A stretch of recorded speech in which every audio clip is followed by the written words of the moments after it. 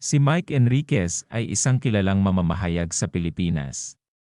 Naging bahagi siya ng GMA Network at naging host ng mga sikat na programa tulad ng 24 Oras at Saksi.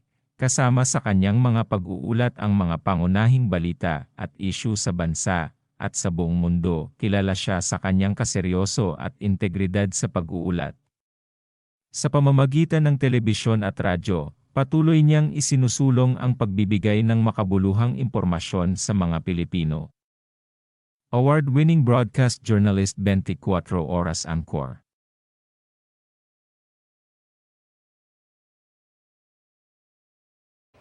Malungkot pong ibinabalita ng GMA Network ang pagpanaw ng aming minamahal na kapuso at kaibigan, si Mike Enriquez. Hindi namin kayo tatantanan. Ako po ang inyong kapuso, Mike Enriquez. Strain o uri eh. Excuse me po. Hindi po yung coronavirus. Ng coronavirus.